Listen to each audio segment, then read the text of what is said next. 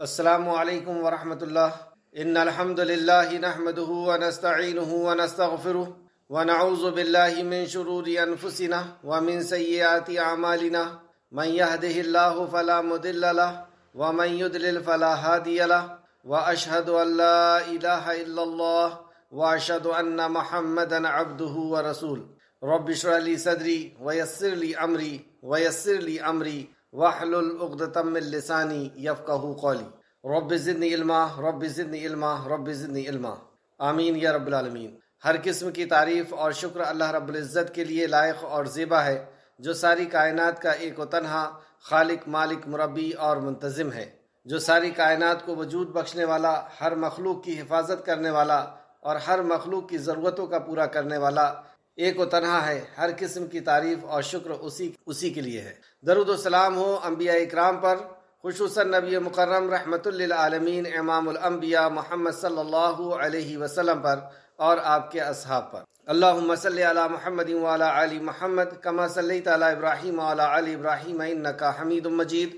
اللہم بارک علی محمد وعلی آل محمد کما بارکت علی ابراہیم وعلی آل ابراہیم انک حمید مجید۔ معزز سامعین اکرام، توحید کے موضوع پر پچھلی کلاسز میں ہم نے پڑھا کہ ہماری پیدائش کا مقصد کیا ہے۔ ہماری پیدائش کا مقصد ایک اللہ کی عبادت۔ یہ ساری نعمتیں دے کر کے ہمارا خالق اور ہمارا مالک صرف ہم سے یہ چاہتا ہے کہ ہم اس کی عبادت کریں، اس کی عبادت میں کسی کو شریک نہ کریں، شرک نہ کریں۔ امت ہونے کی حیثیت سے بھی ہماری پیدائش کا مقصد اس دعوت کو لوگوں تک پہنچانا۔ انبیاء علیہ السلام بھی اس دنیا کے اندر اسی دعوت توحید کو لے کر کے اس دنیا کے اندر تشریف لائے۔ نبی مکرم صلی اللہ علیہ وسلم نے بھی اپنی پیدائش کا مقصد سورہ یوسف آیت نمبر 108 میں قل ھذہ سبیلی ادعو الی اللہ کہ بتا دیجئے کہ میرا سبیل یہی ہے، میرا راستہ یہی ہے کہ اللہ کی طرف بلاتا ہوں۔ اور نبی مکرم صلی اللہ علیہ وسلم کی سیرت طیبہ کا جب ہم مطالعہ کرتے ہیں، یعنی آپ کی زندگی کو جب ہم دیکھتے ہیں، پڑھتے ہیں، تو پتہ چلتا ہے کہ آپ نے اپنی زندگی میں شروع سے لے کر کے اور آخر تک توحید کو ہی مقدم رکھا، توحید کو ہی سب سے زیادہ اہمیت دی۔ اللہ سبحانہ وتعالیٰ نے فیصلہ کن بات بیان فرمائی کہ اللہ نے فیصلہ کر دیا ہے کہ تم اللہ کی عبادت کرو۔ اور اللہ رب العزت کا حق کے تعلق سے بھی ہم نے ایک حدیث پڑھی تھی کہ یہ اللہ کا حق ہے، حق اللہ علی العبید، کہ اللہ کا حق ہے کہ اللہ کے علاوہ کسی اور کی عبادت نہ کی جائے۔ اور جو اللہ کے حقوق کو پامال کرتا ہے، اس کے حقوق کو بھی پامال کر دیا جاتا ہے، اس کے حقوق کو بھی تباہ اور برباد کر دیا جاتا ہے۔ جیسے سورہ اسراء آیت نمبر 22 کے اندر ہم نے پڑھا تھا کہ اللہ کے ساتھ کسی کو شریک نہ ٹھہرانا، ورنہ ذلیل اور بے یار و مددگار ہو کر کے پڑے رہ جاؤ گی۔ یعنی سب کچھ ہوگا، تمہارے پاس دولت ہوگی اور افراد ہوں گے اور سب کچھ ہوگا، لیکن اس کے بعد بھی تم ذلیل اور بے یار و مددگار ہو کر کے پڑے رہ جاؤ گے، جیسے کہ آج ہم دیکھ رہے ہیں۔ اور اسی طریقے سے مرنے کے بعد اگر ہم شرک کے اوپر اس دنیا سے جاتے ہیں تو اللہ سبحانہ تعالیٰ نے سورہ اسراء آیت نمبر 39 کے اندر فرمایا، اور اللہ کے ساتھ کسی دوسرے کو معبود نہ بنا لینا، ورنہ تو ملامت زدہ یعنی دھتکارا ہوا جہنم کے اندر داخل کر دیا جائے گا۔ یہ پچھلی کلاس میں پڑھا تھا۔ اس کے پہلے والی کلاس میں توحید کی فضیلت اور اس سے گناہوں کا مٹنے کا بیان، کہ توحید ایسی عظیم چیز ہے کہ جب بندہ صرف اپنے رب کی عبادت کرتا ہے اور اس کا حق کسی اور کو نہیں دیتا، اللہ کی علاوہ کسی کی عبادت، یہ اللہ رب العزت کا حق ہے۔ اور ہم دیکھتے ہیں کہ شوہر اگر بیوی کا حق مار دے یا بیوی اگر شوہر کا حق مار دے تو وہ اس کے سارے احسانات کو بھول جاتا ہے۔ یہ حقیر قطرے سے پیدا ہوا انسان اپنے حقوق کا اس قدر خیال رکھتا ہے اور اس کو اتنی غیرت ہے کہ میری بیوی نے میرا حق کسی اور کو دی تو وہ اس سے تعلقات توڑ دیتا ہے، اس سے رشتوں کو ختم کر دیتا ہے، اس کا جانی دشمن ہو جاتا ہے۔ جبکہ اس بیوی کا اس نے کان، آنکھ اور دل نہیں بنایا، اس کے جسم کو نہیں بنایا، اس کی روح، جان کو نہیں بنایا، نہ آسمان سے بارش برساتا ہے، نہ زمین سے غلہ نکال کے، یعنی اس کو کھلاتا پلاتا بھی نہیں ہے، اور اتنا حق جتاتا ہے۔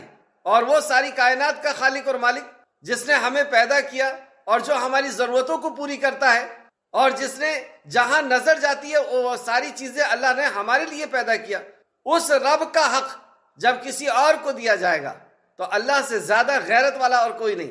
وہ سارے حقوق کو ختم کر دیتا ہے، وہ رشتوں کو توڑ دیتا ہے، اور وہ شر البریہ کہتا ہے کہ میرے نزدیک سب سے بدترین مخلوق اگر کوئی ہے تو وہ ہے شرک کرنے والا، کہ جس رب نے اس کو سب کچھ دیا اس کو چھوڑ کر کے وہ اس کی مخلوق کے سامنے سر جھکاتا ہے، اس کی مخلوق کے سامنے ہاتھ پھیلاتا ہے، اس کے مخلوق سے ہونے کا یقین کرتا ہے کہ وہ اس کی ضرورت کو پورا کر دے گی اور وہ اس کی مصیبت کو دور کر دے گی، یہ حق جب اللہ کا کسی اور کو بندہ دیتا ہے تو اس سے اس کے سارے رشتوں کو وہ ختم کر دیتا ہے اور اس کے لیے جہنم واجب کر دیتا ہے۔ یہ اللہ سبحانہ وتعالیٰ کا حق ہے، اور یہ مثال اللہ رب العزت کے لیے نہیں دی گئی، یہ صرف سمجھنے کے لیے، جیسے یوسف علیہ السلام نے اپنے جیل کے ساتھیوں سے کہا تھا کہ بتاؤ وہ شخص بہتر ہے جس کا ایک مالک ہو یا وہ بہتر ہے جس کے کئی مالک ہو؟ تو ظاہر سی بات ہے کہ وہ بہتر ہے جس کا ایک مالک ہو، کہ وہ اس کے ایک آرڈر پہ چلنا ہے اسے۔ تو ہم میں کون بہتر ہے؟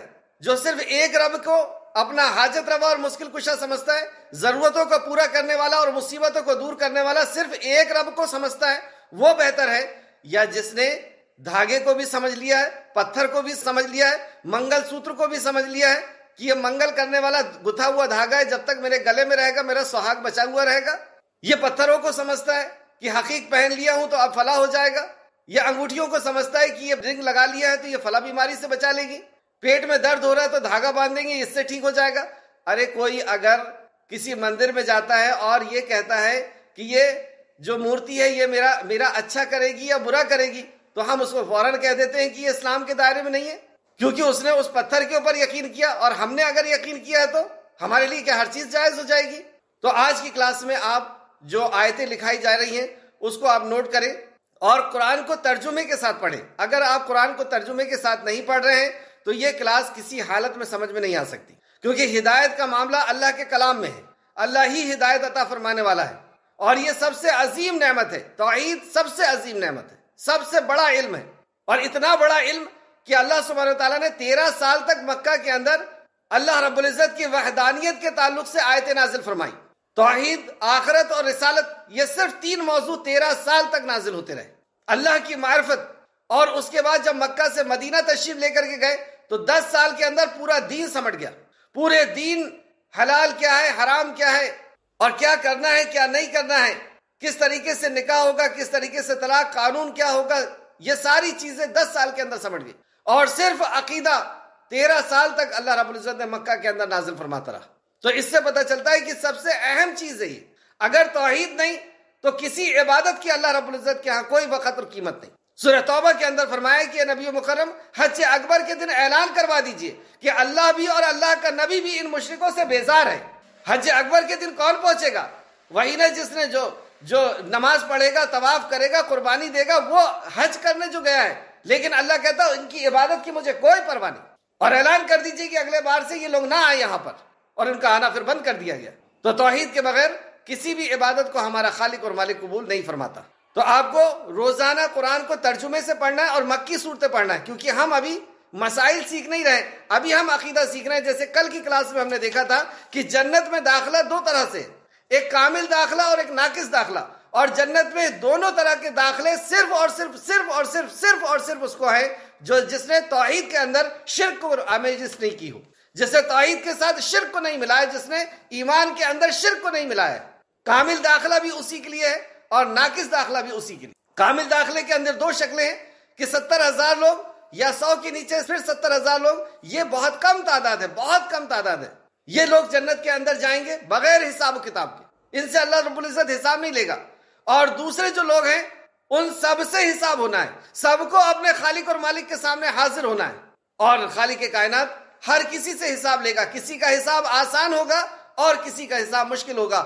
ہم سب دعا کریں کہ اللہ ہمارا حساب آسان کر دے، اور آسان حساب صرف اور صرف توحید پرست کا ہوگا۔ جس نے شرک کیا ہے اس کا آسان حساب نہیں ہو سکتا۔ آسان حساب کیا ہوتا ہے کہ اللہ رب العزت پوچھے کہ یہ کیا تھا، اور بندہ کہے ہاں خالق یہ کیا تھا، ہاں میرے رب یہ گناہ میں نے کیا تھا، اور اللہ کہے کہ جا میں نے دنیا میں ڈھانک لیا اور ابھی بھی ڈھانکتا ہوں۔ یا پھر رسول مکرم صلی اللہ علیہ وسلم سے کہہ دے کے لیے سفارش کر دیجئے، اور رسول مکرم سفارش کر دیں، شفاعت کر دیں، اور پھر وہ جنت میں داخل کر دیا جائے۔ تو دوسری شکل یہ کہ اللہ کوئی سبیل نکالے گا اور پھر اس کو جنت میں داخل۔ اور تیسری شکل یہ ہے کہ جو توحید کے اندر جس نے خلل نہیں تھی، توحید کے اندر کسی نے کسی کو نہیں ملایا تھا، یعنی کسی کو حاجت روا، ضرورت کا پورا کرنے والا اور مصیبت کا دور کرنے والا اللہ کے سوا کسی کو نہیں سمجھا تھا، لیکن بڑے بڑے گناہ ہو گئے تھے، تو اللہ چاہے گا تو معاف کر دے گا اور چاہے گا تو جہنم کے اندر داخل کر دے گا۔ یہ ناقص چیز ہے۔ جہنم میں جب چلا جائے گا، اور لیکن توحید کی وجہ سے ایک رائی کے دانے کے برابر ایمان جس کو کہا جاتا ہے.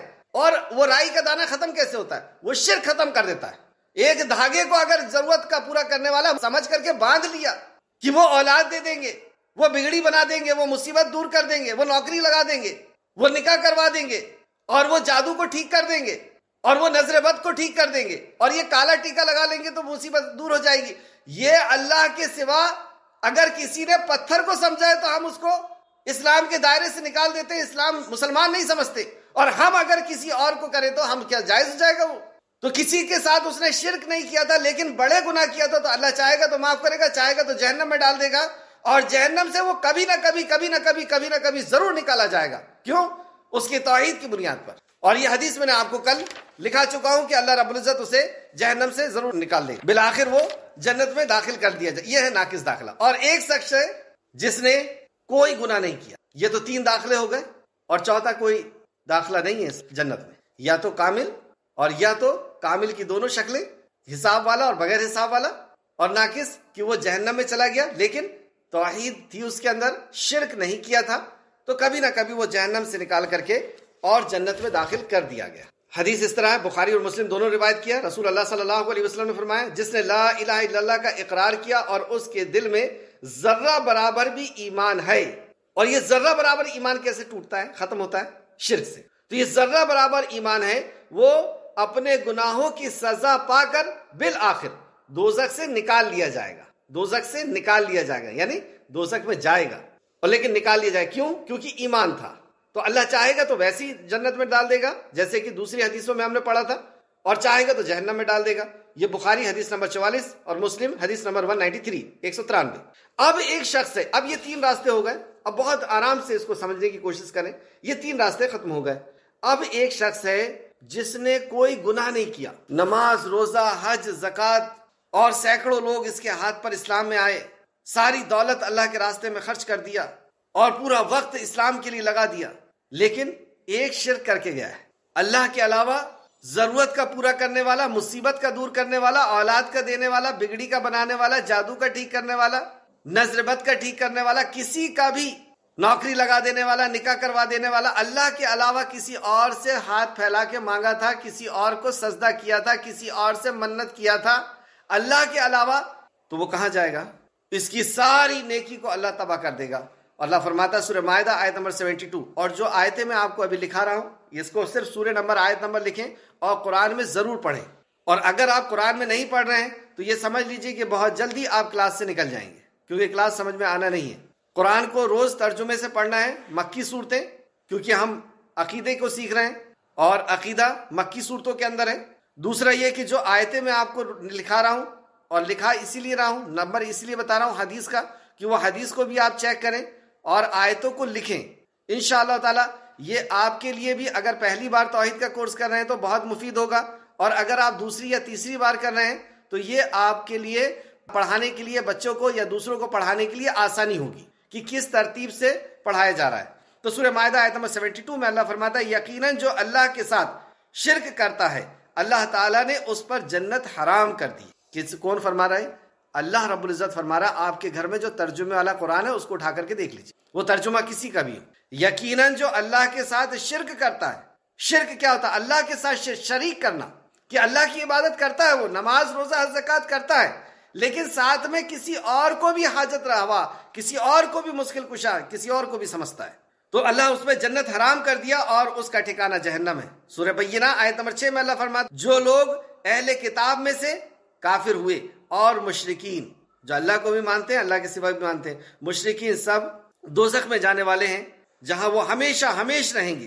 اسی طریقے سے ایک اور حدیث بھی آپ دیکھیں، مسلم شریف حدیث نمبر 93، حضرت جابر رضی اللہ عنہ روایت فرماتے ہیں کہ نبی کریم صلی اللہ علیہ وسلم نے فرمایا، جو اس حال میں مرا، اس حال میں فوت ہوا، اس حال میں مرا ہو کہ اللہ کے ساتھ کچھ بھی شرک کرتا تھا، کچھ بھی شرک کرتا تھا، وہ دوزخ میں جائے گا. حدیث نمبر 93 مسلم شریف.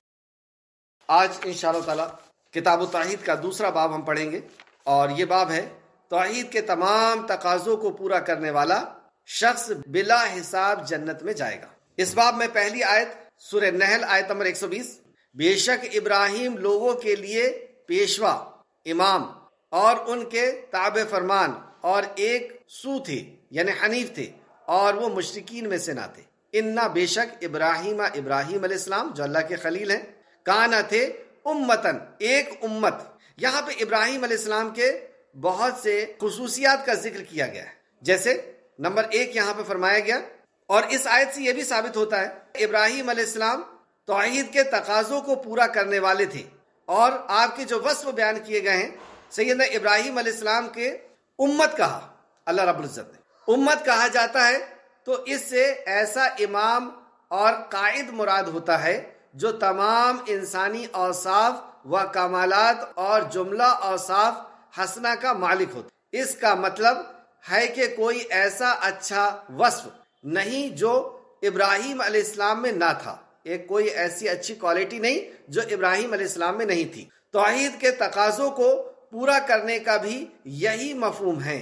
توحید کے تقاضوں کو پورا کرنے کا بھی یہی تو اللہ رب العزت نے آپ کو امت کہا، ایک شخص کو پوری انسانیت کا قائد بنا دیا، پیشوا اور امام بنا دیا.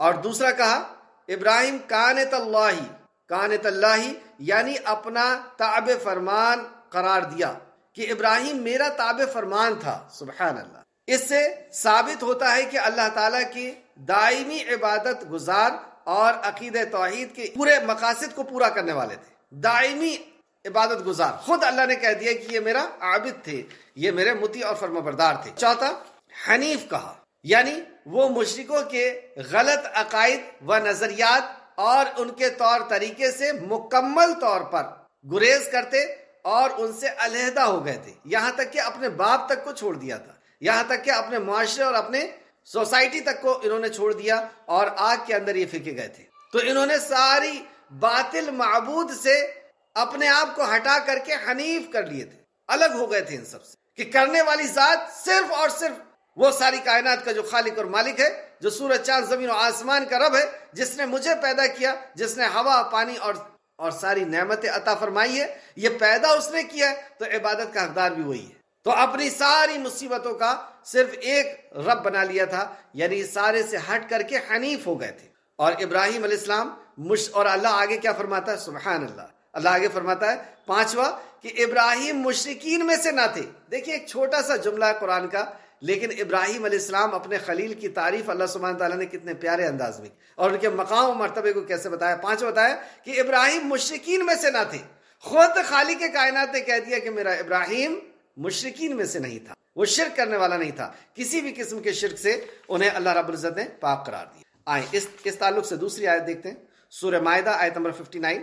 یہ سورہ نحل تھی آیت نمبر 120، اور اب سورہ مائدہ، اور ان آیتوں کو آپ کو نوٹ بھی کرنا ہے. سورہ مائدہ آیت نمبر 59. اور اہل ایمان وہ ہیں، یہاں پہ فرمایا جو اپنے رب، یعنی ایمان والا کون ہے؟ جو اپنے رب کے ساتھ کسی کو شریک نہیں ٹھہراتے، وہ ایمان والا. اور جو اللہ کے ساتھ کسی اور کو شریک ٹھہراتے ہیں، ایمان کے دعوے میں جھوٹے ہیں. کیونکہ اسلام کے اندر داخل ہی ہوتے ہیں اس گواہی کے ساتھ، اس وچن کے ساتھ، اس عہد اور پیمان کے ساتھ، اشہد اللہ الہ الا اللہ، میں گواہی دیتا ہوں کوئی عبادت کے لائق نہیں، کوئی ضرورت کا پورا کرنے والا، کوئی مصیبت کا دور کرنے والا نہیں. ہماری زندگی کے اندر صرف اور صرف اللہ ہی ہماری ضرورتوں کو پورا کرنے والا ہے اور مصیبتوں کا دور کرنے والا، کسی بھی قسم کی مصیبت. تو لا الہ کوئی عبادت کے لائق نہیں الا اللہ، مگر اللہ کی، صرف اللہ کی. پہلے نفی اور پھر اس بات، یہ اور پھر دوسرا کلمہ اور دوسرا جز کلمے کا، واشهد ان محمدا عبده ورسول صلی اللہ علیہ وسلم، اور میں گواہی دیتا ہوں کہ محمد رسول اللہ صلی اللہ علیہ وسلم اللہ کے عبد ہیں، بندے ہیں اور اس کے رسول ہیں. یہ دو شہادتین، یہ شہادتین یعنی جو دو گواہی، یہ اسلام کے دائرے کے اندر لاتی ہے کہ عبادت صرف اللہ کی اور اطاعت صرف اور صرف رسول کریم صلی اللہ علیہ وسلم. حکم کو مانا جائے گا تو وہ رسول اللہ کے حکم کو مانا جائے گا، اور رسول اللہ کے حکم کے سامنے اگر شوہر کا حکم، بچے کا حکم، یا باپ کا حکم، یا کسی اور کا حکم، بادشاہ کا حکم، اللہ کے حکم کے اوپر، رسول اللہ کے حکم کے اوپر کسی کا حکم نہیں چلے گا. اللہ کے رسول کے حکم کے خلاف کسی کا حکم نہیں چلے گا. اور عبادت صرف اللہ کی ہوگی. لا الہ الا اللہ، عبادت صرف اللہ کی، آستھا صرف اللہ سے، عقیدت اور محبت اور تعظیم اور سجدہ اور رکوع اور دعا صرف اللہ سے، اور اطاعت صرف رسول کریم صلی اللہ علیہ وسلم. تو یہاں فرمایا جو اپنے رب کے ساتھ کسی کو شریک نہیں ٹھہراتے، وہ لوگ ایمان والے وہ ہیں جو اپنے رب کے ساتھ کسی کو شریک نہیں. تو یہاں پہ لفظ آیا رب. تو توحید کو سمجھنے کے لیے علماء کرام نے اس کو 3 حصوں میں بانٹا ہے. گروپ میں اس کا گراف دیا گیا ہے، اس گراف کو دیکھ کر کے آپ کو اس کو نوٹ کرنا ہے کہ توحید کو سمجھانے کے لیے علماء نے 3 حصوں میں سے بانٹا ہے. ایک ہے توحید ربوبیت کہ رب ہونے کے اعتبار سے صرف اللہ کا حق اللہ کو دیا جائے. دوسرا الوہیت کہ جب پیدا ساری چیزیں اس نے کیا ہے تو عبادت کا حقدار بھی وہی ہے.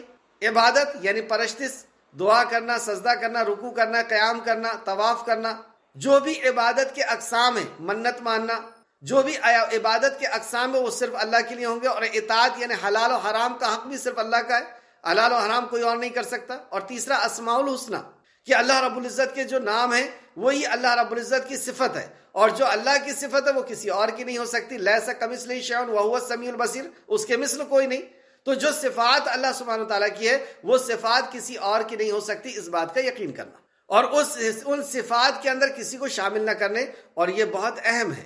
علامہ ناصر الدین البانی رحمۃ اللہ علیہ جو محدث ہیں وہ فرماتے ہیں، اور ایک بڑا کام لیا اللہ رب العزت نے ان سے، وہ فرماتے ہیں کہ مسلمان کے لیے سب سے زیادہ ضروری علم توحید اسماء الحسنی ہے، لیکن مسلمان سب سے زیادہ دور اسی سے کہ وہ نہیں جانتا کہ اللہ رب العزت کی کیا صفات ہیں، اور جو صفات اللہ کی ہے وہ صفت کسی اور کی نہیں ہے. اور سب سے زیادہ شرک یہیں پہ ہوتا ہے کہ اللہ رازق ہے لیکن کسی اور کو بھی رازق سمجھ رہے ہیں، جبکہ اللہ فرماتا ہے لیس کمثلہ شیء، میرے مثل کوئی نہیں، میرے جیسا کوئی نہیں. اللہ اولاد دینے والا لیکن کسی اور کو بھی اولاد دینے والا سمجھ رہے. اللہ سمیع ہے، اللہ بصیر ہے، اللہ حی ہے، اللہ قیوم ہے، اللہ رحمان ہے. تو بہرحال آج ہم پڑھیں گے توحید ربوبیت. ربوبیت کیا ہوتی ہے؟ رب سے ہے. یہ رب یعنی پیدا کرنے والا، خالق، مالک، مدبر. جیسے ہم رب کہیں گے تو 3 چیزیں ہمارے ذہن کے اندر فوراً آنا چاہیے کہ وہ خالق ہے، مالک ہے اور مدبر ہے. خالق ہے یعنی پیدا کرنے والا ہے. تو پیدا کیا کیا چیزیں کیا؟ 3 چیزیں کیا. جمی ہوئی چیزیں جن کو جماعتات کہتے ہیں، جمی ہوئی چیزیں جیسے پہاڑ وغیرہ ہے. نباتات اگنے والی چیزیں، پیڑ پودے. حیوانات چلنے والی چیزیں، وہ اڑ کے چلیں، تیر کے چلیں، رینگ کے چلیں، یا 2 پیر سے چلیں یا 10 پیر سے چلیں. اور انہی حیوانات میں ہم بھی ہیں، 2 پیر سے چلنے والے، بولنے والے. تو رب جیسی کہیں گے تو خالق، اور خالق، مالک، مدبر. خالق یعنی پیدا کرنے والا. پیدا کیا کیا چیزیں کیا اس نے؟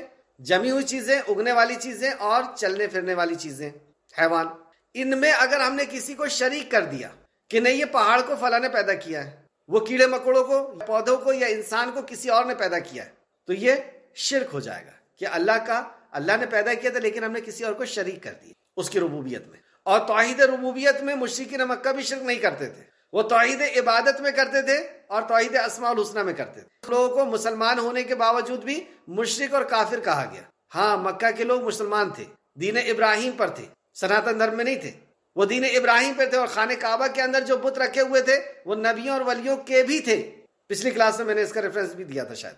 اور پیدا کیا تو کیا صرف پیدا کر کے چھوڑ دیا ہے؟ نہیں، وہ ہر مخلوق کی حفاظت بھی کرتا ہے. آپ دیکھیں اتنے بڑے اسپیس میں ہماری گیلیکسی کتنے سیف ہو کر کے اور چل رہی ہے، اور گیلیکسی کے اندر یہ ایک چھوٹا سا ارتھ اس اسپیس کے سامنے ایک ڈسٹ کے جیسا، ایک ذرا سا، اور کتنی حفاظت کے ساتھ اللہ ہزاروں سال سے اس کو چلا رہا ہے. اور اس کی اسپیڈ اللہ اکبر 24,000 کلومیٹر فی گھنٹے کی رفتار سے تقریباً کم و بیش اس اسپیڈ سے یہ چل رہا ہے. سورج بھی اسی اسپیڈ سے چل رہا ہے، ستارے بھی اسی اسپیڈ سے چل رہے ہیں، لیکن کوئی کسی سے ٹکرا نہیں رہا. ایسی حفاظت کر رہا ہے وہ خالق ہمارا. سورج کی جو روشنی آ رہی ہے اس میں الٹرا وائلیٹ ریس آتی ہے، اس کو روکنے کے لیے اوزون پرت لگا دیا. ایسی حفاظت کر رہا ہے ہمارا رب ہم سے کہ یہ اوزون لیئر لگا دیا کہ اگر یہ الٹرا وائلیٹ ریس آئے گی ان کی اسکن کو خراب کر دے گی، ان کو تباہ کر دے گی. آکسیجن جتنا ہونا چاہیے اس ارتھ کے اندر اتنا آکسیجن، اگر آکسیجن کو کم کر دیا جائے یا ختم کر دیا جائے تو منٹوں کے اندر پوری دنیا، پورا ارتھ بکھر کر کے ختم ہو جائے گا. 1 منٹ کے لیے اگر آکسیجن کو اس نے ختم کیا. کتنی پانی کی ضرورت تھی اتنا پانی پہنچا دیا. کتنی حفاظت کر رہا ہے. تو پیدا کر کے چھوڑا نہیں ہے، اس کی حفاظت کرتا ہے. ایک ایک مخلوق کی ہم اپنے اوپر دیکھیں کہ ہم کیسے کیسے مراحل سے گزرے ہیں. ماں کی کوکھ میں جب تھے کہ ماں سو رہی ہے، ہم پیٹ کے اندر ہیں، اور اسے وہ کروٹ دلاتا تھا. اگر وہ نیند، اور نیند تو بے ہوشی کا عالم ہوتا ہے، اگر وہ اس طرف ہو جاتی تو دب کر کے ختم ہو جاتے. وہاں حفاظت کر رہا تھا ہمارا رب. اور اس وقت جب ہم نہ بول سکتے تھے، نہ ہم اپنی پریشانی بتا سکتے تھے، نہ اٹھ سکتے تھے، نہ بیٹھ سکتے تھے، نہ پکڑ سکتے تھے، ایسے چھوٹے سے تھے، اس وقت ہماری حفاظت کر رہا تھا. تو حفاظت کرتا ہے. اور پھر اس کے بعد رزق دیتا ہے، رزق۔ اگر ہمیں یہ گمان ہے کہ ہم کماتے ہیں اس لیے کھاتے ہیں تو یہ گمان بہت بیوقوفی والا گمان ہے، کیونکہ ہم جو کماتے ہیں وہ ایک کرنسی ہوتی ہے، ایک نوٹ ہوتے ہیں، دولت ہوتی ہے۔ اگر زمین میں سے غلہ نہیں نکلے گا تو کیا کھائیں گے؟ کیا نوٹوں کو کھا لیں گے؟ سونا چاندی کو کھا لیں گے؟ آسمان سے بارش نہیں برسے گی تو کون سا پانی پی لیں گے؟ اللہ فرماتا صبح ہوتے ہی تمہارا پانی سوکھ جائے، تمہارے کنویں کا پانی نیچے چلے جائے تو کون ہے جو تمہیں پانی لا کر کے دے گا؟ زمین میں مردہ دانوں کو کون پھاڑتا ہے اور زمین کے سینے کو چیر کر کے کیسے باہر آتے ہو؟ کون کر رہا ہے یہ کاریگری؟ تو پہلا وہ حفاظت کرتا ہے، دوسرا رزق دیتا ہے، ضرورت کی چیزیں دیتا ہے، اور تیسرا تدبیر کرتا ہے۔ تدبیر یعنی پلاننگ کرتا ہے اور اس پلاننگ کو اپلائی کرتا ہے۔ کتنا سورج کی گرمی آج پڑنے والی ہے، کتنی ٹھنڈ ہونے والی ہے، کتنی بارش ہونے والی ہے، کون کب پیدا ہوگا، کس سن میں پیدا ہوگا، کس گھر میں ہوگا، کتنے سال جیے گا، کب ٹھنڈ آئے گی، بارش کب ہوگی اور طوفان کب، سارا پلان ہے۔ یہ پلان کے بغیر نہیں چلتی دنیا۔ تو وہ رب ہے، یعنی خالق ہے، مالک ہے، مدبر ہے۔ خالق کے اندر ہم لوگ تھے کہ خالق یعنی پیدا کیا، اس نے پیدا کیا کیا چیز کیا، جمی ہوئی چیزیں، اگنے والی چیزیں اور چلنے والی چیزیں۔ چلنے والے میں سے ہم ہیں، بولنے والے، اور اس کے صرف پیدا کر کے چھوڑا نہیں ہے، حفاظت بھی کر رہا ہے، رزق بھی دے رہا ہے، کھانے پینے کی چیزیں، زندگی گزارنے کی چیزیں، اور تدبیر بھی کر رہا ہے، پلاننگ بھی کر رہا ہے۔ دوسرا ہے مالک، خالق، دوسرا مالک۔ مالک یعنی اس نے کسی اور کی ملکیت میں نہیں دیا۔ سبحان اللہ، بہت بڑا احسان ہے ہمارے رب کا یہ۔ جیسے اگزامپل کے طور پہ ہم کوئی گھر بنائیں اور کسی کی ملکیت میں دے دیں، تو جس کی ملکیت میں دیے ہیں اگر اس کو وہ گھر پسند نہیں آئے تو وہ کھڑکی اور دروازوں کو چینج کر دے گا، فین کو الگ کر دے گا، فلا فلا سب وہ تتر بتر کر سکتا، اس کو پسند نہیں آیا۔ تو ہمارا رب اتنا رحمان ہے کہ اس نے ہمیں کسی اور کی ملکیت میں نہیں دیا، اور وہ واقعی رحمان ہے، اس لیے ہم بے شمار گناہ کے کام کر رہے ہیں۔ اگر کسی اور کی ملکیت میں دے دیتا نا تو وہ ہمیں ایک گھونٹ پانی نہیں پینے دیتا۔ وہ حلیم ہے، یعنی ہم گناہ کرتے ہیں فوراً نہیں پکڑتا، ڈھیل دیتا ہے، اور ایسے ایسے حالات کریٹ کرتا ہے کہ اب عقل ٹھکانے آ جائے۔ کبھی کسی کے انتقال کو دکھاتا ہے، کبھی بیماریاں لے کر کے آتا ہے، کبھی ایکسیڈنٹ کرتا ہے، کبھی کسی مصیبت میں ملوث کرتا ہے، اور کبھی قرآن کو سنوا دیتا ہے کہ اب تم ہدایت مل جائے، اب تو پلٹ جا، اب پلٹ جا۔ تو اس نے پیدا کر کے کسی اور کی ملکیت میں نہیں دیا، یعنی ہمارے رزق پر صرف اللہ کا اختیار ہے، ہماری زندگی اور موت پر صرف اللہ کا اختیار ہے، ہماری بیماری اور بیماری سے اچھے پہ صرف اللہ کا اختیار ہے، اس کی ملکیت ہے۔ اور یہاں تک وَتُعِزُّ مَن تَشَاءُ وَتُذِلُّ مَن تَشَاءُ بِيَدِكَ الْخَيْرُ، عزت اور ذلت بھی اس کے اختیار، یعنی بندہ پورا کی پورا اس کے اختیار میں، کسی کی مجال نہیں ہے کہ اللہ کے حکم کے بغیر کوئی ایک لاٹھی مار دے۔ گولی مارنا اور بم گرانا تو بہت دور کی بات۔ اللہ فرماتا ہے میرے بندے پر میرا ہی زور چلتا ہے، اور کیوں نہ چلے اس عظیم سلطنت اور اس عظیم قدرت کے رب کا، میرے بندے پر میرا ہی زور چلتا ہے۔ دوسری جگہ فرمایا وَلَا تَهِنُوا وَلَا تَحْزَنُوا، تم ڈرو نہیں، تم گھبراؤ نہیں، تم ہی سر بلند رہو گے، لیکن کب؟ ان کنتم مومنین، مومن بن جاؤ، ایمان والے بن جاؤ، توحید والے بن جاؤ۔ اگزامپل کے طور پر یہ زمین اللہ رب العزت کا فارم ہاؤس ہے، اگر میرا کوئی فارم ہاؤس ہو، گوٹ فارم ہو، تو وہ میری ملکیت ہے، تو میرے سامنے کوئی آئے شخص اور ایک گوٹ کو، ایک بکری کو نکال کر کے اور بے تحاشا مارنا شروع کر دے، تو ایسا ہو سکتا ہے کہ میں کچھ نہ کر پاؤں، مجھے باندھ دیا جائے، میری ملکیت ہے، کیا کر سکتا ہے کوئی ایسا؟ وہ اللہ رب العزت کی ملکیت ہے۔ یہ ارتھ کے اندر جتنی بھی مخلوق ہے وہ مالک ہے، اس کے سامنے اور اس کی قدرت اور اس کی طاقت کے سامنے کوئی اور کسی کو مار دے، عزت لے لے، ذلیل کر دے، اس کے ملک کو چھین لے، اسے تباہ کر دے، ہو ہی نہیں سکتا، ہو ہی نہیں سکتا۔ تاریخ گواہ اس بات کی کہ پوری دنیا مل کر کے ابراہیم کو جلانا چاہتی تھی، آگ کے اندر اللہ نے یہ صفت رکھا ہے کہ وہ جلائے گی، لیکن حکم تو اللہ ہی کا ہے۔ پوری دنیا نبی مکرم صلی اللہ علیہ وسلم کو ختم کر دینا چاہتی تھی، آپ کے گھر کو گھیر لیا گیا تھا تلواروں کے ساتھ، لیکن اللہ رب العزت نے نہیں چاہا، کچھ نہیں کر سکے۔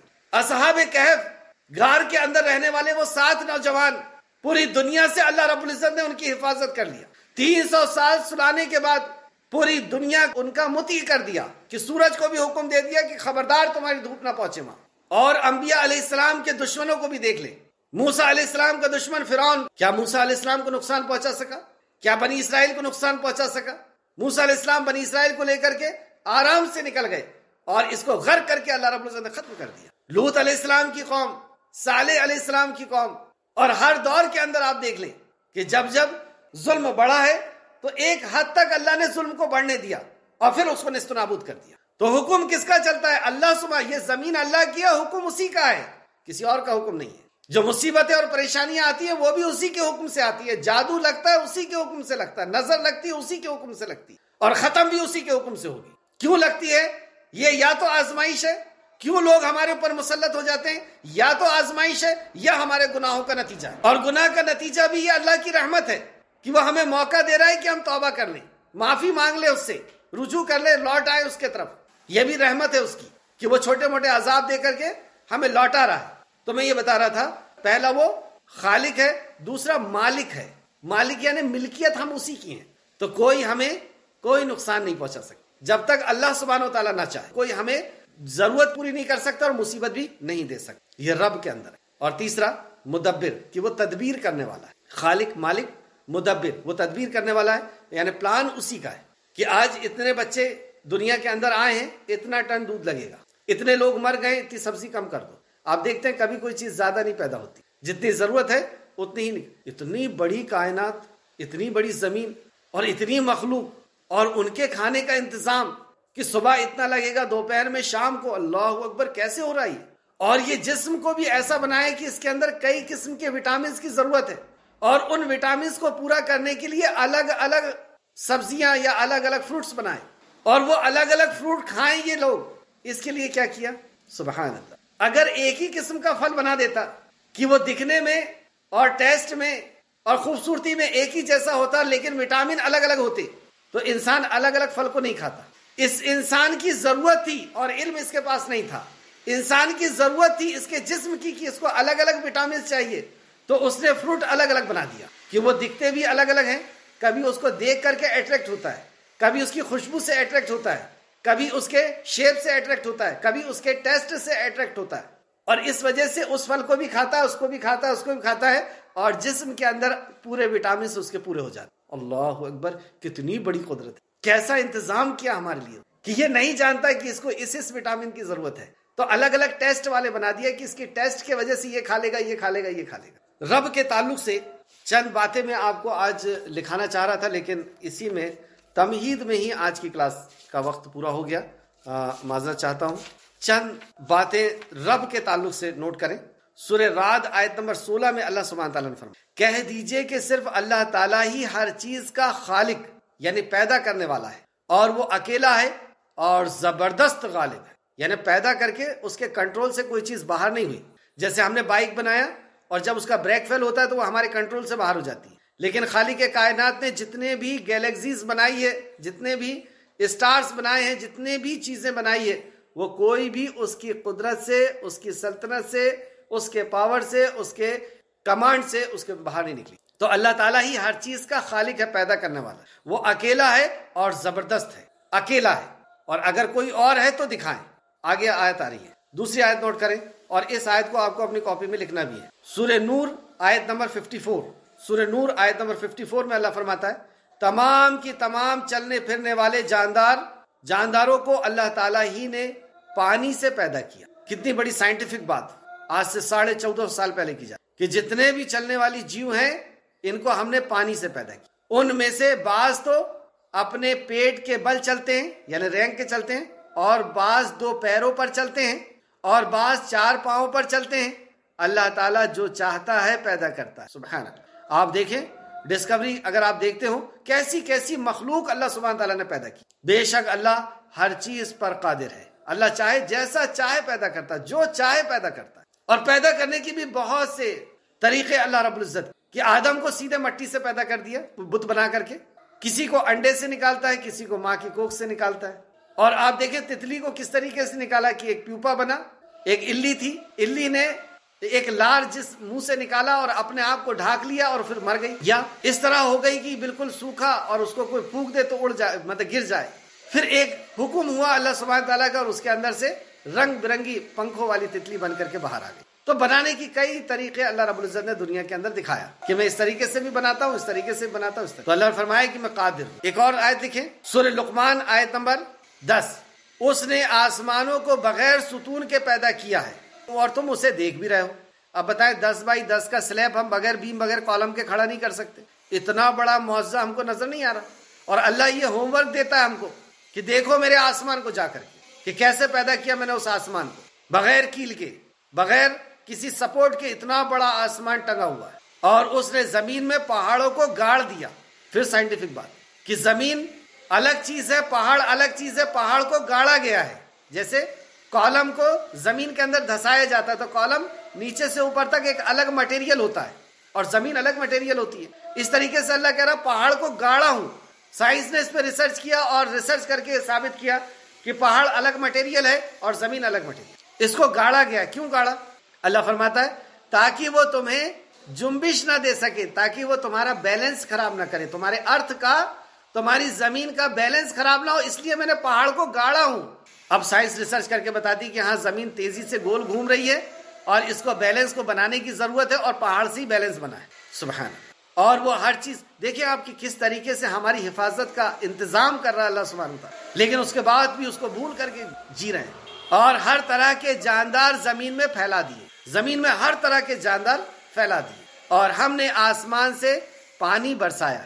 کیا کوئی اور ہے جو آسمان سے پانی برسا سکتا ہے، پانی کو پیدا کر سکتا ہے؟ اور آگے اللہ فرماتا ہے اور ہر قسم کے نفیس جوڑے اگا دیے، مطلب اگنے والی جو چیزیں ہیں وہ بھی ہم نے پیدا کیا اور جوڑے سے پیدا کیا، یعنی میل اور فیمیل۔ آج سے 14.5 سال پہلے یہ بتایا جا رہا ہے کہ یہ جو پودے ہیں اور یہ جو فروٹس ہیں یہ میل اور فیمیل ہیں، یعنی ان کے اندر جان ہے، اور یہ جان ہونے کی ریسرچ جو ہے وہ ابھی مطلب کچھ سالوں پہلے ہوئی ہے، اور 14.5 سال پہلے اللہ سبحانہ تعالیٰ نے اپنے کلام میں اس بات کو بیان فرمایا، اور وہی بیان فرما سکتا ہے۔ اس طریقے سے وہی ذات ہے، سورہ بقرہ آیت نمبر 29، وہی ذات ہے جس نے زمین میں موجودہ سارے اشیاء تمہارے لیے پیدا کی۔ وَهُوَ الَّذِي خَلَقَ لَكُم مَّا فِي الْأَرْضِ جَمِيعًا، وہی اللہ ہے، وہ اللہ ہے، وہ ہے تمہارا خالق۔ کوئی انسان، کوئی جانور، کوئی پتھر، کوئی دھاگا اور کوئی انگوٹھی نہیں، وہ اللہ ہے جس نے زمین کے اندر جتنی بھی چیزیں ہیں وہ تمہارے لیے پیدا کیا۔ یہ بھی چلے بعد میں ریسرچ کر کے یہ لوگ سمجھے ہیں کہ ہاں دنیا کے اندر جتنی بھی چیزیں ہیں وہ گھوم پھر کر کے انسان کے فائدے کے لیے بنائی گئی۔ ایک گھاس کے تنکے سے لے کر کے بلند آسمان تک اور چیوٹی سے لے کر کے ہاتھی تک ہر مخلوق کہیں نہ کہیں سے انسان کے فائدے کے لیے بنائی گئی، اور اللہ سبحانہ تعالیٰ فرما لیا وہ ہے اللہ، اس کا حق تم دیتے ہو پتھروں کو، انسانوں کو اور جانوروں کو۔ وہ اللہ ہے کہ جس نے زمین کے اندر ساری چیزیں تمہارے لیے پیدا۔ اور سورہ فاطر کے اندر فرماتا ہے اللہ رب العزت، سورہ فاطر آیت نمبر 3 میں اللہ فرماتا ہے کیا اللہ کے سوا اور بھی کوئی خالق ہے؟ بتاؤ، کوئی ناسا کا سائنٹسٹ ہے جس نے کچھ پیدا کیا ہے؟ پورے ناسا کے اور جتنے بھی لیب ہیں پوری دنیا کے اندر سب مل کر کے ایک پتھر کا ٹکڑا نہیں بنا سکتے، ایک زمین کا ٹکڑا نہیں بنا سکتے بغیر کسی چیز کو لیے ہوئے۔ سائنس نام ہے چیزوں کو کلیکٹ کرنا اور اس کو استعمال کے لائق یا کسی استعمال کے لائق بنانا۔ چیزیں بنانے والا تو اللہ ہے۔ بڑی بڑی بلڈنگیں بنی ہیں، اگر آئرن نہیں ہوتا، اگر پتھر نہیں ہوتا اور سیمنٹ کا مٹیریل نہیں ہوتا تو کیا یہ بن جاتی؟ تو اللہ فرماتا ہے کیا اللہ کے سوا اور بھی کوئی خالق ہے، پیدا کرنے والا ہے جو تمہیں آسمان اور زمین کے رزق دے؟ کیا ہے کیا کوئی کہ آسمان اور زمین سے تمہیں رزق دے دے؟ اس کے سوا کوئی معبود نہیں، پھر تم کہاں الٹے جاتے ہو؟ اس کے سوا کوئی معبود یعنی عبادت کے لائق نہیں، پھر تم کہاں الٹے جاتے ہو؟ کون ہے جو زمین کے اندر دانے کو پھاڑتا ہے اور ایک خاص ٹیمپریچر میں انڈے کے اندر سے چوزے کو پیدا کرتا ہے؟ آگے آئے سورہ نساء آیت نمبر 1، یا ایھا الناس اتقوا ربکم الذی خلقکم من نفس واحدۃ وخلق منها زوجها وبث منهما رجالا كثيرا ونساء واتقوا الله الذي تساءلون به والارحام ان اللہ کان علیکم رقیبا۔ یا ایھا الناس، اے مانو جاتی کے لوگوں، اے انسانوں، ساری انسانیت سے خطاب، صرف مسلمانوں سے نہیں۔ اللہ رب العزت کی جو بھی نعمتیں آتی ہیں صرف مسلمانوں کے لیے نہیں، سب کے لیے آتی ہے۔ تو نبی بھی سب کے لیے آئے، قرآن بھی سب کے لیے آئے۔ یا ایھا الناس اتقوا، ڈرو اللہ سے، ربکم جو تمہارا رب ہے، خلقکم من نفس واحدہ، وہ رب جس نے تمہیں پیدا کیا ایک نفس واحد سے، ایک انسان سے پیدا کیا۔ تم بندر سے پیدا نہیں ہوئے، بندر سے انسان نہیں بنے، تم ایک انسان سے پیدا کیے گئے، اور اسی سے اس کی بیوی بنائی گئی، اور پھر اس سے کئی انسان جو ہے پوری دنیا کے اندر پھیل گئے۔ آج ڈی این اے ٹیسٹ کر کے اور پھر یہ ثابت کیا کہ ہاں انسان ہی تھا پہلے سے، اور یہ 14.5 سال پہلے بتایا۔ اور آئے سورہ مریم آیت نمبر 67، کیا یہ انسان اتنا بھی یاد نہیں رکھتا کہ ہم نے اسے اس کے پہلے پیدا کیا حالانکہ وہ کوئی چیز نہ تھا؟ کیا اتنا بھی یاد نہیں رکھتا تو کہ اس کے پہلے تو کوئی چیز نہ تھا؟ جیسے آج میری عمر اگر 40 ہے تو اس کے پہلے میں کیا تھا؟ آپ کی عمر 20 ہے، 25 ہے، 30 ہے، اس کے پہلے کیا تھے؟ کوئی نام و نشان نہیں تھا، کہیں کچھ بھی نہیں تھا، اور تمہیں وجود بخشا۔ اور کیسے؟ ذرا اپنی پیدائش کے اوپر غور کریں ہم۔ چلیں آج کافی وقت ہوا، میں اسی پر اپنی بات کو ختم کرتا ہوں۔ کل انشاءاللہ تعالی ہم اپنی پیدائش کے تعلق سے بھی غور کریں گے، اور بھی دوسری جو مخلوق اللہ سبحانہ وتعالیٰ نے بنائی ہے اس کے تعلق سے کہ وہ کیسا رب ہے۔ اللہ رب العزت سے دعا ہے کہ خالق مالک تو ہمیں اپنی صحیح معرفت کرا دے، جب تک ہم کو زندہ رکھ، ایمان، اخلاص اور عمل صالح کے ساتھ زندہ رکھ۔ اے اللہ ہمیں توحید کو سمجھنے کی توفیق عطا فرما دے۔ اے اللہ جب تک زندہ رکھ، ہمیں توحید کے ساتھ زندہ رکھ، اور ہمارا خاتمہ بھی توحید سے۔